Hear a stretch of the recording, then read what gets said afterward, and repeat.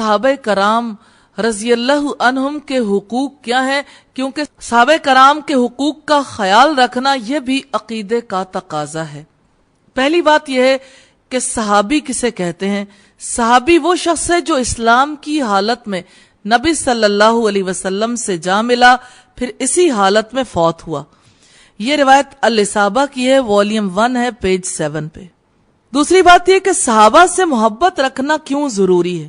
اللہ رب العزت کا ارشاد ہے وَالسَّابِقُونَ الْأَوَّلُونَ مِنَ الْمُهَاجِرِينَ وَالْأَنصَارِ وَالَّذِينَ اتَّبَعُوهُم بِإِحْسَانٍ رَضِيَ اللَّهُ عَنْهُمْ وَرَضُوا عَنْهُ وَأَعَدَّ لَهُمْ جَنَّاتٍ تجری تحتها الانہار خالدین فیہا ابدا ذالک الفوز العظیم۔ التوبہ کی آیت نمبر 100 ہے۔ مہاجرین اور انصار میں سے سبقت کرنے والے اور جن لوگوں نے حسن و خوبی سے ان کی پیروی کی ہے، اللہ ان سے راضی ہوا اور وہ اس سے راضی ہوئے، اور اللہ تعالیٰ نے ان کے لیے ایسے باغات تیار کیے ہیں جن کے نیچے نہریں بہتی ہوں گی، وہ ان میں ہمیشہ رہنے والے ہیں، یہ ہے بڑی کامیابی۔ دوسری بات ہے، حضرت انس سے روایت ہے، رسول اللہ نے فرمایا انصار سے محبت رکھنا ایمان کی نشانی ہے اور انصار سے کینہ رکھنا نفاق کی نشانی ہے۔ بخاری کی 17 نمبر روایت سے ہمیں پتہ چلتا ہے۔ تیسری بات یہ کہ صحابہ سے محبت دین، ایمان اور احسان ہے، اور ان سے نفرت نفاق اور سرکشی ہے۔ شرح عقیدہ طحاویہ میں والیوم 9 پیج 299 پر ہے۔ چوتھی بات یہ ہے کہ تمام صحابہ کی فضیلت کا اعتقاد رکھنا واجب ہے۔ پانچویں بات یہ کہ کسی صحابی کو برا بھلا کہنا حرام ہے۔ بخاری کی 3673 نمبر روایت سے ہمیں پتہ چلتا ہے۔ تو یہاں سے خاص باتیں ہمیں پتہ چلتی ہیں کہ فضیلت کا اعتقاد رکھنا واجب ہے، صحابی کو برا بھلا کہنا حرام ہے، اور ان کے ساتھ محبت کا تعلق رکھنا یہ دین، ایمان اور احسان کا تقاضا ہے۔ اس لیے صحابہ کرام کی عزت کرنا اور صحابہ کرام سے محبت رکھنا یہ ہماری ضرورت ہے۔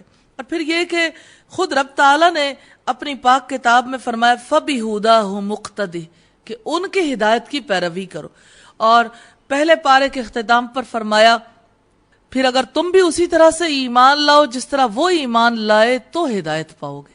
تو ہدایت کا راستہ اسلاف کا راستہ ہے، وہ راستہ جو ایسی شخصیات نے گزارا جس پہ وہ ساری حیات کاربند رہے، ان کی زندگیوں میں ہمارے لیے بہترین نمونہ ہے۔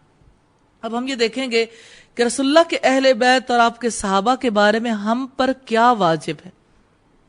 صحابہ کرام رضی اللہ عنہم کا ذکر اللہ تعالیٰ نے تورات، انجیل اور قرآن مجید میں کیا ہے۔ ان کے بارے میں صحیح احادیث موجود ہیں۔ اہل بیت اور صحابہ کرام کے بارے میں ہم پر واجب ہے کہ ہم ان کے بارے میں اپنے دل صاف رکھیں، اپنی زبانیں پاک رکھیں، ان کے فضائل بیان کریں، ان کی برائیوں کا اظہار زبان سے نہ کریں، ان کے اختلافات اور لڑائیوں کے بارے میں خاموشی اختیار کریں، ان کی شان میں گستاخی نہ کریں۔ بخاری کی روایت ہے 3673، مسند احمد کی روایت والیوم 4 پیج 366 پر ہے۔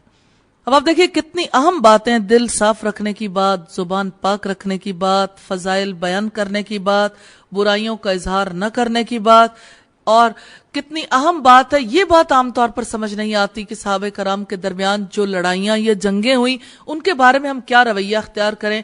ہم نہیں جانتے ان معاملات کی اصل حقیقت کو، اور یہ کہ جب اللہ تعالیٰ نے ان میں سے لوگوں کو جنت کی بشارت دے دی، اب ان کے اختلافات اور لڑائیوں کے بارے میں تذکرہ کر کے ہم کیا کر لیں گے۔ اس لیے ہمیں اس بارے میں خاموشی اختیار کرنی چاہیے اور ان کی شان میں گستاخی نہیں کرنی چاہیے۔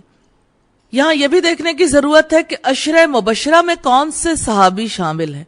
حضرت عبد الرحمن بن عوف کہتے ہیں رسول اللہ نے فرمایا ابو بکر جنت میں ہے، عمر جنت میں ہے، عثمان جنت میں ہے، علی جنت میں ہے، طلحہ جنت میں ہے، زبیر جنت میں ہے، عبد الرحمن بن عوف جنت میں ہے، سعد بن ابی وقاص جنت میں ہے، سعید بن زید جنت میں ہے، اور ابو عبیدہ ابن الجراح جنت میں ہے۔